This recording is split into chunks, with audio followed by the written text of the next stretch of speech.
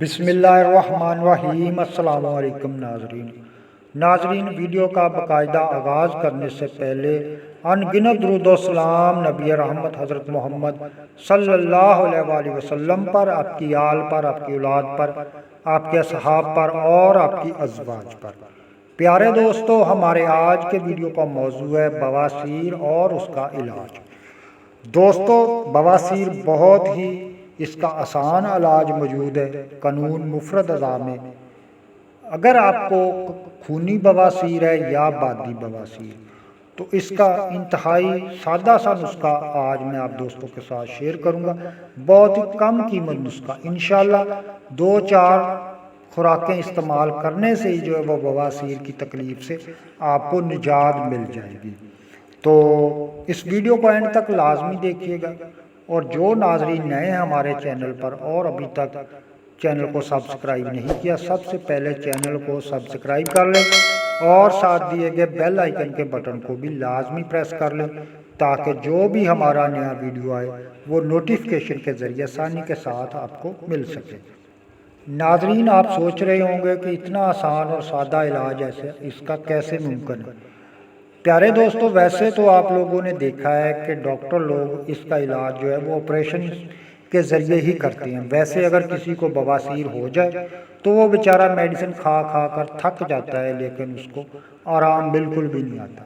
دوستو، اس بیماری کو اگر سمجھ کر اس کا علاج کیا جائے اور اس تحریک کے مطابق اس کا نسخہ دیا جائے تو اس کا علاج بہت ہی آسان ہے، کیونکہ جب تک آپ اس بیماری کی جڑ کو نہیں سمجھیں گے تو علاج بہت مشکل ہو جاتا ہے۔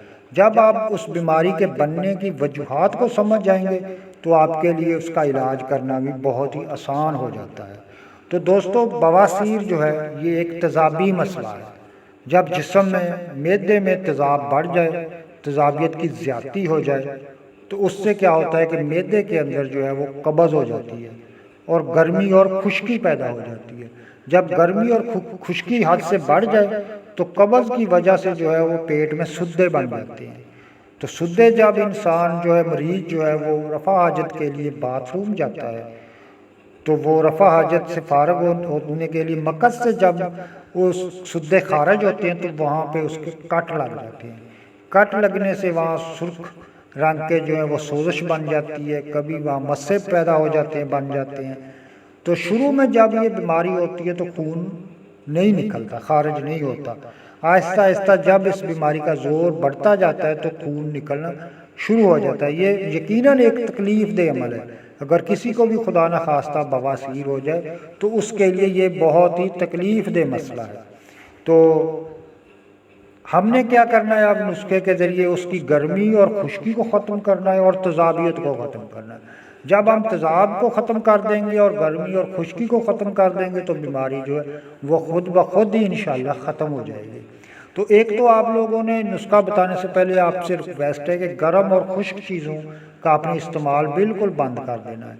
آپ نے بینگن کا استعمال نہیں کرنا، آپ نے چنے کی دال کا استعمال نہیں کرنا، کسی بھی قسم کے گوشت کا آپ لوگوں نے استعمال نہیں کرنا، اور سرخ مرچ کا آپ لوگوں نے استعمال نہیں کرنا۔ اور یہ نسخہ ساتھ جو سامنے اسکرین پر آپ کو نظر آ رہا ہے یہ استعمال کریں۔ انشاءاللہ 2-3 خوراکوں سے ہی آپ کو اس تکلیف سے جو ہے وہ بالکل نجات مل جائے گی۔ اب اس کو استعمال کیسے کرنا ہے؟ آدھا چمچ صبح کو آپ نے کھانا کھانے سے آدھا گھنٹہ پہلے پانی کے ساتھ اس کا استعمال کرنا ہے، اور آدھا چمچ آپ لوگوں نے چھوٹا چائے والا رات کے کھانے سے آدھا گھنٹہ پہلے استعمال کرنا ہے۔ انشاءاللہ اس سے خونی بواسیر سے یا بادی بواسیر سے ہمیشہ کے لیے آپ کو نجات مل جائے گی۔ یہ بہت ہی آسان اور سادہ سا نسخہ آپ دوستوں کو بتایا ہے، تو یہ جڑ سے جو ہے وہ بواسیر کا ہمیشہ کے لیے انشاءاللہ خاتمہ کر دے گا۔ تو امید ہے ہمارا آج کا ویڈیو آپ کو پسند آیا ہوگا۔ اگلے ویڈیو تک اجازت دیجیے، اللہ حافظ۔